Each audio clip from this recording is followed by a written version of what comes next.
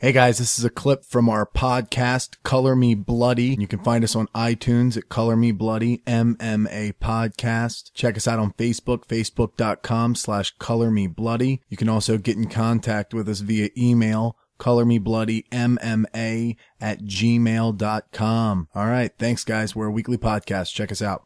All right, guys, we're joined with Ultimate Fighter Season 18 Team Take contestant Raquel Pennington. Raquel, this is Mike Turpin of Color Me Bloody. I appreciate you coming on and taking the time to interview with us. Yeah, thanks for having me, guys. Before we talk about the Ultimate Fighter, I'd like to cover some of your background. I did a little bit of research and found out you were actually quite the well-rounded athlete growing up, particularly in basketball. Can you tell us a little bit about your athletic background before you got into MMA? I actually started playing sports since I was a little girl. I went from playing t-ball into baseball with my cousins and then softball. I did a little bit of football. Pretty much every sport you can really think of. I tried out cross country, did gymnastics, did volleyball, basketball, and basketball was really my main focus. And I just kind of, that was my dream. I always dreamed of being in the WNBA. And at the age of 13, I got recruited onto a traveling basketball team that was with 17 and 18-year-olds. We were training at the Olympic Training Center here in Colorado. And I was just, going on. I did really good things throughout high school with that. And then my senior year, I ended up, I was able to finish out my career and everything, and it was the last part of snowboarding season. And I'm very extreme, loved outdoors, go hiking, camping, doing everything that you could really think of. And I ended up breaking my back. And the crazy part about it was we kind of already went and played around in the terrain park, and we were just coming out so we could actually just go get some runs in on the slopes. I was riding and just sort of fixing my gloves and kind of whipped myself around, broke my back, and it kind of messed up my dreams for basketball.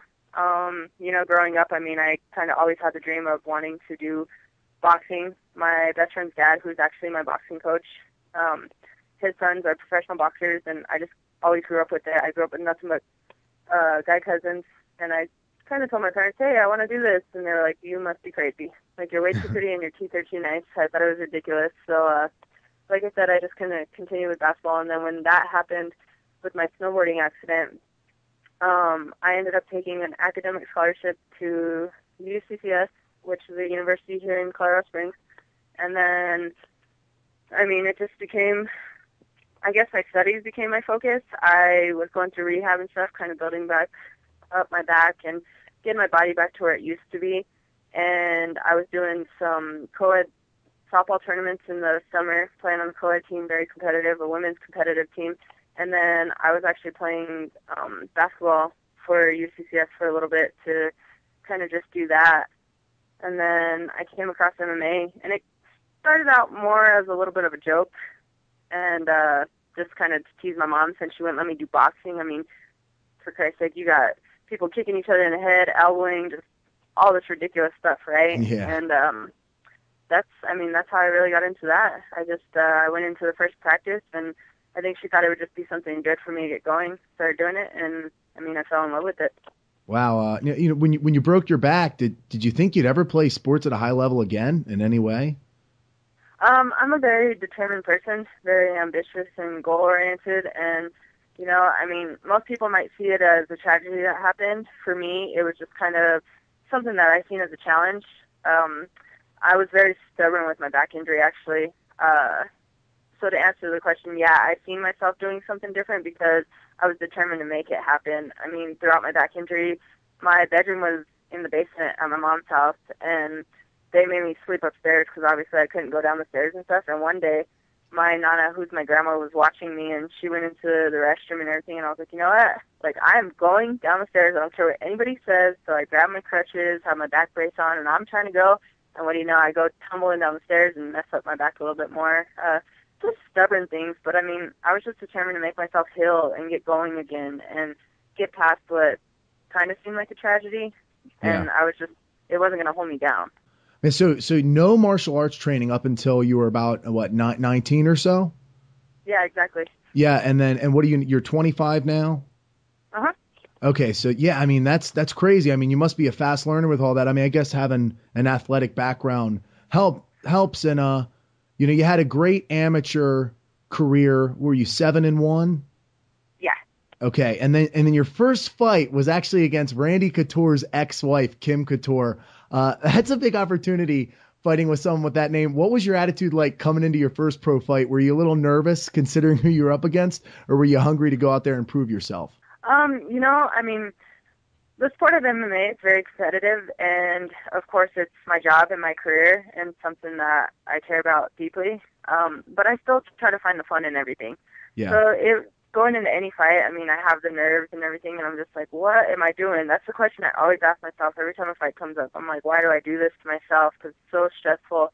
And having that opportunity against Kim was just, I mean, I knew she had a great name and stuff, or a big name and everything, and it was just kind of like, okay, this is cool to start my pro career off of, finishing my amateur career 7-1 with 5 titles and everything. I was like, okay, this is a good start, and I was excited for it. I mean, it was a little different because I was transitioning gyms up to the time. I had a little bit of falling out with my first coach, and so that was a little weird, kind of building that trust and everything with new corners and whatnot. But I mean, I have a great family and great friends who they travel everywhere just to support me. So just having them, I was just like, it's just another day in the office. Gonna have fun with it. Yeah, that's great. I mean, that's just a lot of courage and a lot of that attitude is just I don't know if I could do it, but let's get up. A lot. Yeah, let's get up to speed. Tell us how you made it onto the Ultimate Fighter.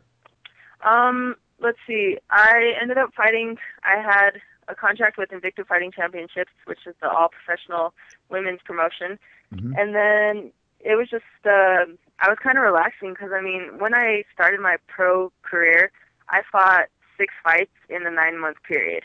Like, it was crazy.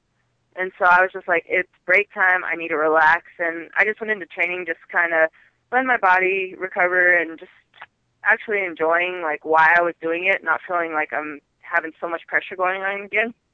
And then I decided to start working on boxing because my last fight against my old teammate, Leslie Smith, it turned into a lot of boxing, and in that fight, I just, like, my shoulders were tired and everything, so I kind of wanted to take that challenge because that was a weak spot I noticed at the time. And I went pro in boxing or whatnot, and then, it just came out on TV one night. We were out watching the UFC fights, and it came across that they were going to have the women, and everybody was like, hey, you got to go try out for that. So I went out to Vegas, went through the tryouts, and it was a pretty cool process getting to meet everybody, Dana White and all the other fighters and stuff. Ended up making it past that, so I stayed out there in Vegas for a little bit, and then the most nerve-wracking part is, like, you got to wait around to see if you actually made it. And then when I got that call, you go back out there, and I ended up having my elimination fight against Tanya Evinger, another pioneer of the sport, which was pretty cool because, I mean, with her, I remember her being the very first girl I ever seen fight when she fought Gina Carano. Like, that's when I first discovered MMA. I was down in Florida visiting my dad, and he's like, check out these girls. And I'm like, what is this? So yeah, so you wound up beating her by guillotine choke, right, to get into the house. And then you wound up facing Jessamine Duke, and what was one of the toughest, most exciting fights in show history. Decision win that went to the 3rd round. Most people get 4 months off after a fight like that. You only had a couple weeks. How hard was it to deal with having fights so close together? That's probably the most intense part of this whole situation with The Ultimate Fighter. I mean, so many people, they get to see it as, okay, it airs once a week this whole time. So they're thinking, okay, we've seen Raquel fight. A few weeks ago, she has this whole time, right? But it's not like that. I ended up fighting, 3 fights in a 5-week period. And my war with Justin, I mean, I had 10 days in between that fight until my semifinal matchup with Jessica Rakoczy. And it's not easy to do at all. I mean, like you said, most people get time off to actually recover. And you're sitting here in a house where you're building relationships and friendships with these people. So not only are you feeling the stress for your own fight, you feel the stress for their fight as well. So the whole time you're just emotionally stressed out. You're physically, like, drained. It's just a huge mental process, and it's not easy to bounce back from. Yeah, I mean, I'd imagine that both of you, if that wasn't an exhibition fight, you'd have to imagine both of you would have gotten medical suspensions from the athletic commission if Oh if it was yeah, a pro fight, like 90 days exactly. probably. Yeah. I mean, I walked out of that fight. I walked in the fight completely healthy from my fight with Tanya, and then after my 3-round war with Jessamine, I walked out with a broken hand, 16 stitches in my eye. I had a mean, I don't even know what you would call it, done to my forearm from blocking her kicks, from our shins when we kick at the same time. We hit shins like 3 different times in the fight, and it was just like to sit there and take that and try to recover and train in 10 days. Like, I don't know anybody that can do that. I was struggling so bad just trying to figure out how to get my hand to work. Yeah. It was, it's not fun. Yeah, God. I got to ask, what were Misha and Rhonda really like? What's your opinion of each person from being with them so long?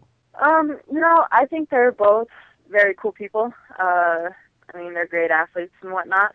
I think when it comes to the two of them and the relationship that they have, I mean, what everybody's seeing on TV is the way it really is. Yeah. Those two genuinely hate each other. I think as far as Misha, I mean, she said it in last night's, or in the episode with Juliana and Sarah, she said how she's not a coach, like she's an athlete, and it's true. I mean, she was struggling with that to a certain degree, but I mean, I think our coaches did the best that they could. And at first, when it came to Rhonda and her coaching staff, I was just like, oh man, you guys are like, I didn't know how to take them just because they're really cocky. They have their cocky side, and they were kind of putting it across in their fighters and stuff. And with me, I have confidence, but I think it's more about being humble more than anything. And so just kind of our personalities, I guess, were a little bit different at first, but as time went on and I got to know them, I think I think all of them are really great people. Yeah, I think it's starting to show a little bit more in the later episodes with Rhonda. At first, she was kind of an emotional wreck, like real extreme, but I think she's really turned out to be a good coach as well. So I think both of them are starting to be seen in a more accurate light than the first few episodes, maybe, with the way you described them.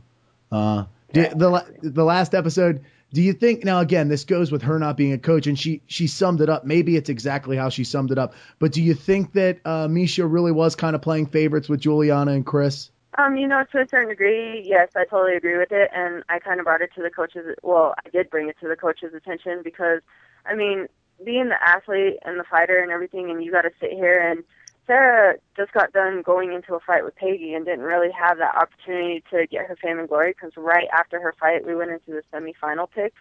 So it's just the coaches were distracted with that. And then on top of that, I mean, it's human nature. If you're going into a place that's new to you and you know people, of course you're going to kind of have that comfort with them and stuff. So I know that Juliana and Misha's trained together and they talked about it and everything. And it was just them being friends and stuff and talking, but she was still trying to be a coach. And I don't think Misha was intentionally doing anything. Yeah.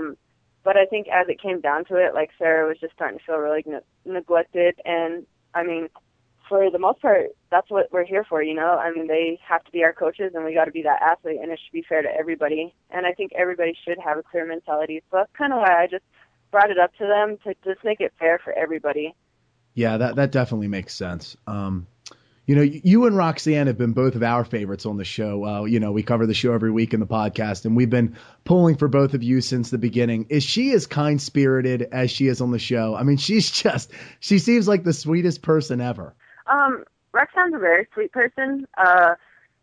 Sometimes it's a little like, whoa, like say a cuss word or do something weird, like do something different. It's crazy because she's a genuinely nice person, like she really is. I think sometimes, and the longer that we've stayed in the house and everything, I mean, with Juliana, as you can kind of see with Juliana and Sarah's fight, like she had to train with both of them and stuff. Mm-hmm. And to a certain degree, Roxy was kind of like, I don't think she was intentionally trying to, like, give anybody's game plan or anything, but I know she had her favorites in the house and was secretly rooting for people and leaning more towards them. But, I mean, like I said, everything just kind of falls into human nature when you find your comfort zones and different things, but she's a very genuine person. Something, you actually talked about this a little bit when you were talking about all the hardships you have to face being on the show, but one thing I've brought up a lot on the show on our podcast is mental toughness in the house. I think you come off as being one of the stronger minded, less emotional on the show. What do you think of all the breakdowns between people being so homesick, Cody Bollinger missing weight, all the hurt feelings? There was a fighter on a previous season who went home because he thought his girlfriend was going to leave him. What did you think about what do you think about all that? And what was the hardest thing mentally for you? It's hard. It's a mental challenge. I think that you're that ultimate fighter because you pass that ultimate challenge. With me as a person, I mean, my nickname for the cage is Rocky or whatnot, but I didn't get it because of the way I fight or anything like that. It didn't even come from that. It started way back in high school, and just in general, everybody called me Rock just because I'm like everybody's strength, and I'm just a really strong person. So with the struggles that I've gone through in my life and everything, that's kind of just what made me the way I am. And even Misha and Brian kind of mentioned it when I got there. They were just like, you're kind of off doing your own thing. You kind of just reach out to us and let us know if you need anything. And I was like, okay, cool, thanks. Yeah. Like, whatever. But I mean, and I think with Cody and stuff, it's not easy. It's not an easy process at all. You can sit here and you're going into a house with people that you don't even know. You got to try to build those relationships to have that team support and actually be a team. And it takes a lot. And then when you have your rituals and everything before a fight, when you're used to having your family and your friends and everybody there that's normally there, and you don't have that, and you got to be tough on your own, it takes a lot. And I think with Cody, he was just, he was starting to break. And I remember at one point in my amateur career, it was my last amateur career, the promoter got my fight weight mixed up, and he wanted me to fight at 125. And I found out 3 days before weigh-ins. And I'm a 135er. I've never been to 125 in my entire life. Like, it was crazy. But it was just like, you got to dig deep no matter how bad you want it and figure it out. So I knew the struggle, and that's why I talked to him and just kind of reached out to him. And I mean, the same thing with talking to the coaches about Sarah or even Michael when he was just having a breakdown. Like, that's not easy. And for me, I think some of the behind the scenes that you can see on like the Ultimate Fighter website and stuff kind of show things. I actually had a green journal before I left that I had my family and my friends and everybody just write a message to me, and that they would say to me before a fight or different things like that, so I can have something from home with me. And in my journal that you see me writing in on the episodes and stuff, I mean, I wrote down everything just to kind of vent or whatnot. And for me, it was just, it was a struggle all around, but I kind of relied on my team, I guess, and I kind of just leaned into my coaches a little bit. And then when I had my weak point, I got really close with Louie on the show. We were just like a lot alike, just as people in general outside of the fight phase. And he just talked to me, so it was just kind of like having that comfort, and I would read that journal and just remember what got me there, and I would have to boost myself back up. Yeah. I mean, how you got your nickname definitely shows on the show. And like I said, I mean, I think you've been one of the mentally strongest from what we can see. But one of our fans from Germany actually wanted to know this. They seem to be pushing the whole boy and girl relationship mischief in the trailers. Is that something you think they secretly wanted to happen for ratings, or were they very adamant about discouraging it? No, I think to a certain degree they kind of wanted it there.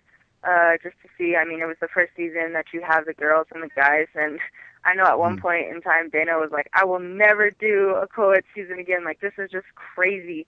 But, at certain points, I mean, everybody with the episode with Chris, at one point, Chris Holdsworth, and the guys going back and forth talking, everybody in the house kind of thought that they would hook up and whatnot, but I think for the most part, I mean, there may have been that flirting.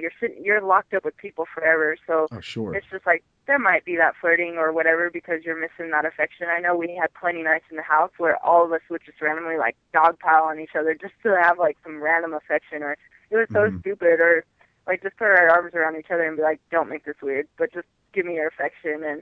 But I think everybody was just more professional about it, and they just knew exactly why they were there and not to look for relationships or anything like that. Yeah, just to stay focused. That's definitely the best bet and the best path. I know you can't spoil anything from the show, but have you been training with any of your teammates or coaches since the show finished? I was actually, the crazy part was I was actually going to go out to LA for a little bit and train with Rhonda and them, just get a different look at things. And then I was actually going to do some training with Misha and stuff, but things kind of didn't work out. And with the fact of me being in Colorado and stuff and having the high altitude, I have a great team behind me, my family, my friends. So I just enjoy being home more than anything around that, and just training the way I've always trained that got me to where I was able to be on the show and stuff. Mm-hmm. That, I don't know. I wasn't really up for training too much, out of state. Yeah, that the altitude, that definitely makes sense there. Okay, you're an openly gay fighter, and I know our country is still not as accepting in some ways, as ridiculous and repulsive as that truly is. But how has the MMA community been? Have there been any issues or intolerance from people of the sport?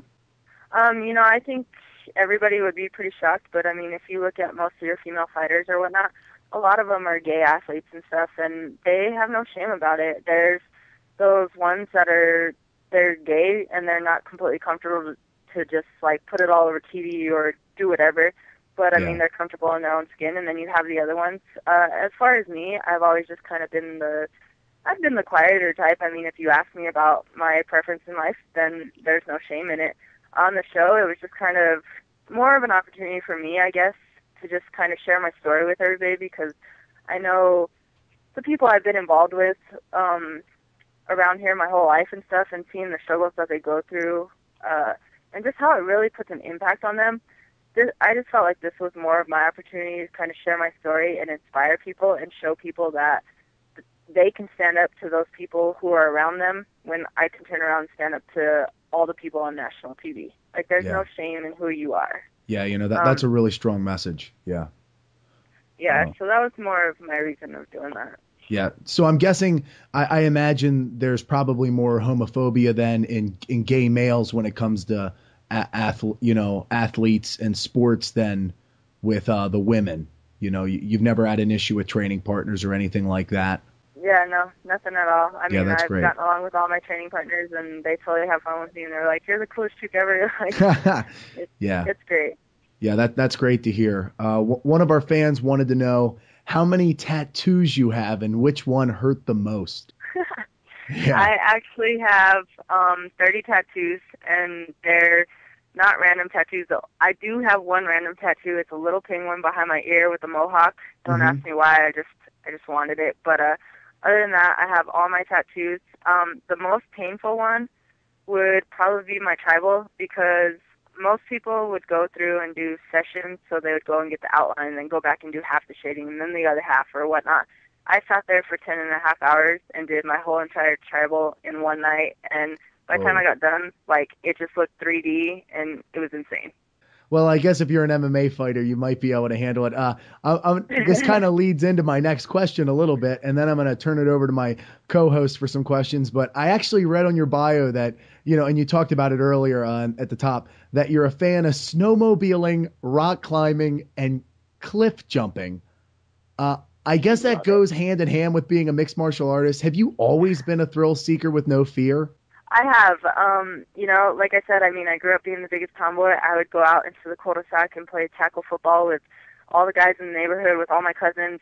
And, I mean, tackle football on the pavement, come home all bloody. And then I don't know if anybody's ever heard of mountain boarding, but it's kind of like snowboarding. It's like a snowboard with all-terrain wheels, and you ride it in the dirt. And me and my mom, my aunt worked for the company, and so we got involved with it, and we became professional mountain boarders. So I did that growing up, and then we've always loved going. Of course, living in Colorado, you got your mountains and everything, so do some awesome rock climbing and going snowmobiling, snowboarding, everything that you could possibly think of. I love it. I love going cliff jumping. There's some pretty cool places in the mountains if you go hiking far back where you can cliff jump into the lakes and everything, and it's fun. It's an adrenaline rush. I've done it since I was a little girl, and I mean, I don't know. I like it. My family says I drive them crazy because I live life too extreme. Yeah. Yeah, that would definitely make my parents go crazy. If I told them I was doing one of those things, they would be a little concerned, and I'm not a little kid anymore. So hey, props to you. All right, I'm going to go ahead and turn the interview over to my co-host, Alex Perry. All righty, thank you.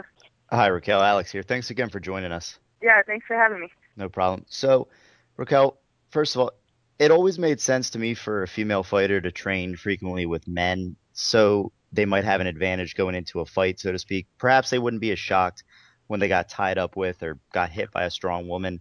I mean, do you prefer to strike and roll with men or women more, or is it just, whoever's available at the time? I think it kind of goes back outside of MMA. I think it just goes to my life in general. I've always been comfortable with the guys and being roughed up and hanging out and playing with them and stuff. So when I got into the sport, and I mean, it's before the women's division has grown as much as it has. It was nothing but guys. That's all I had with training partners, and then we would try to Right. figure out where we could find a female opponent. So I enjoy training with the guys, but it is nice to roll from time to time with the females and actually see how a female works and everything else, because, I mean, we do fight a lot different. We hit a lot different. We move our body different. We're flexible in different ways. So it's nice to kind of mix it up from time to time, but I enjoy working with the guys, and I think they enjoy working with me. They tell me all the time that I have this freakish strength, and I'm like a dude, and that I give them more challenges than half the guys on the team and stuff, so it's pretty cool. Wow, quite the compliment. That's interesting. That makes sense, though. Um, which aspect of MMA would you say you excel at the most, whether it be striking, wrestling, jiu-jitsu, maybe something else? Everybody thinks since The Ultimate Fighter that I'm this crazy brawler and stuff, and I love Right. stand-up, and I mean, I'm starting, every time I go into a fight, I grow as an athlete and get to see more of myself, and, as my amateur career, I think it shows that I love the ground. I'm a ground fighter. I mean, it's fun. I love the transitioning, the submissions, and getting up and just having that ultimate challenge of always constantly thinking. I mean, stand-up, you sit there and you're just throwing bombs at each other and going to town, and, you know, I like the ground.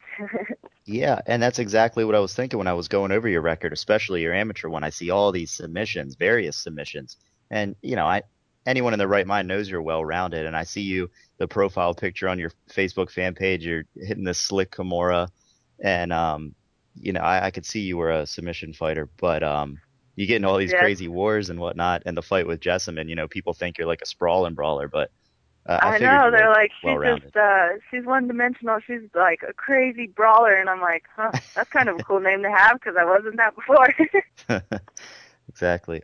Could you give I, us your thoughts on Invicta, your old home? I mean, do you think it has staying power now that the UFC, even though it's only one division, they have female fighters now? I think Invicta is a great promotion.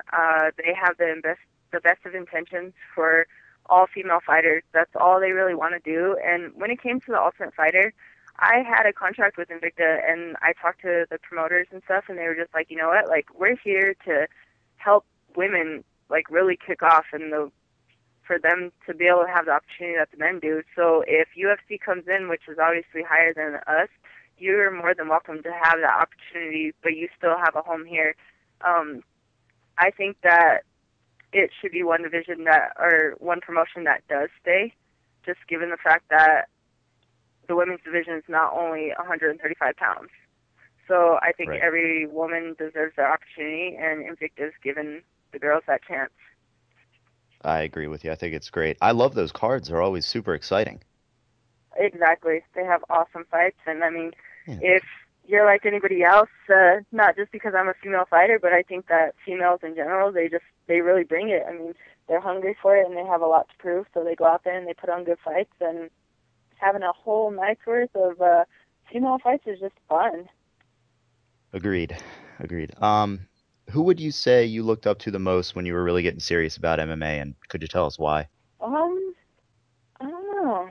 I really enjoyed watching Tina Carano fight. I thought she was pretty awesome. She was a badass. And then, of course, you have Cyborg, who's just a beast. And then I actually really liked Carrie Vera when it came to stand-up. She has amazing hands and Hmm. stuff. So I would kind of just watch them in general and just watch how they were going and whatnot. But it was just fun for me to just challenge myself in my own ways and develop as my own fighter and everything, and kind of just support all the fighters that step into that cage, because it's not something easy to do.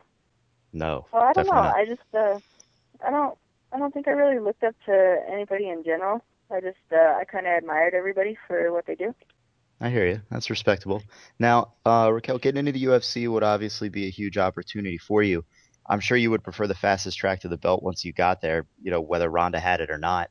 But how much would you like to avenge your loss to Kat Zingano? I remember watching that fight on one of the Invicta cards, and I was pulling for you, even though I wasn't really familiar with you just yet.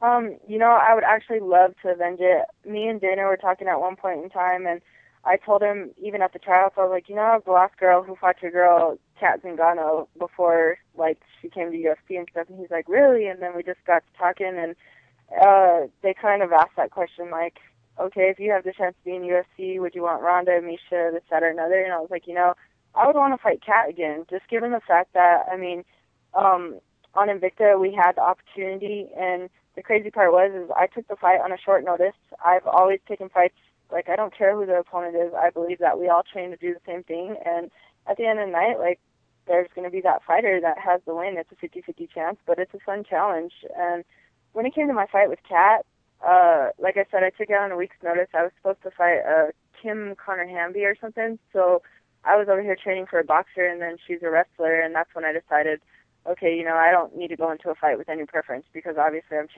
training all areas. And then when I got to Invicta, I actually got really sick, and it was probably crazy for me to even go into the fight with Kat.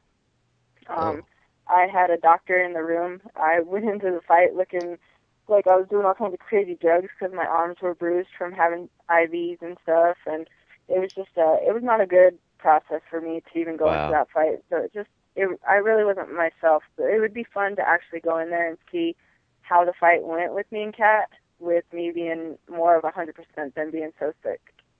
Yeah, I'd like to see it. And those are some of the things, your average fan doesn't really know if the fighter doesn't disclose that afterwards or complain about it. Or some people see it as excuses and what have you. But, some people don't realize some of the things the fighters are going through.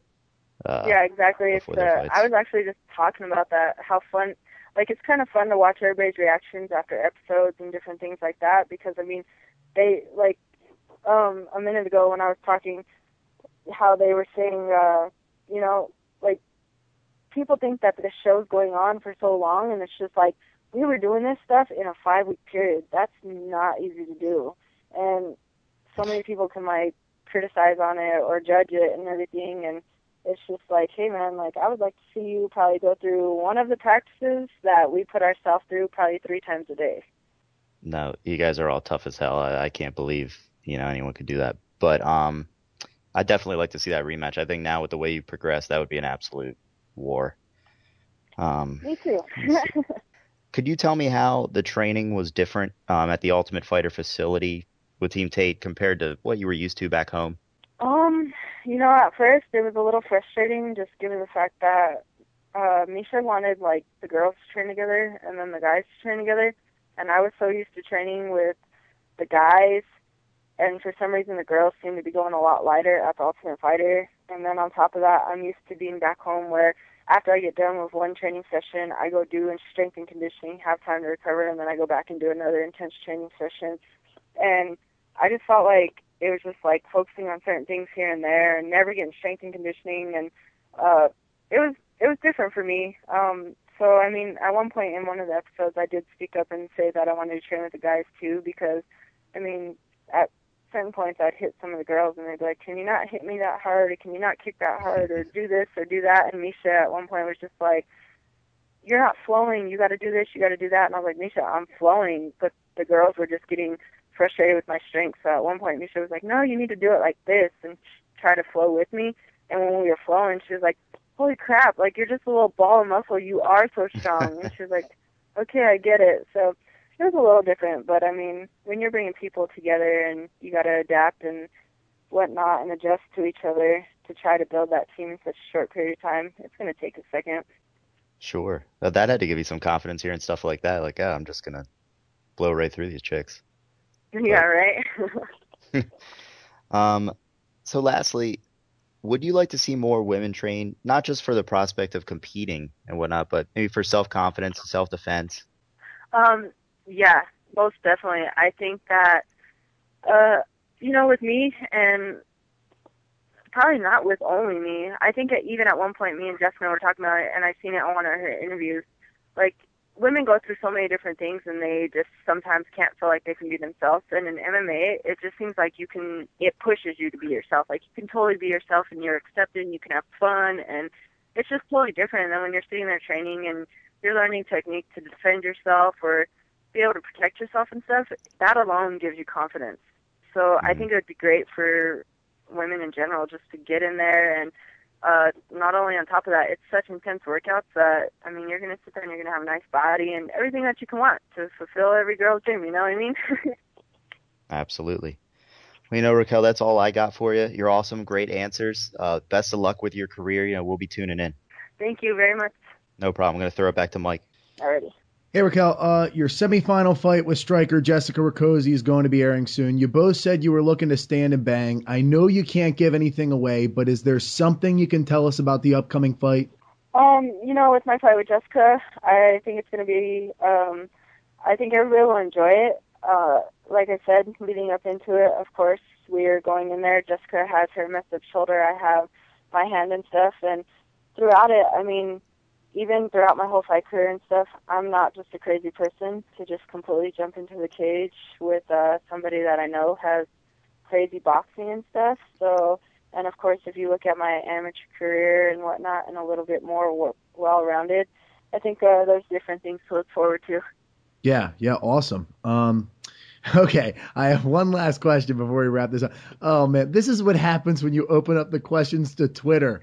At Kimberly Stew 17 tweeted us this: is she still taken? Laugh out loud.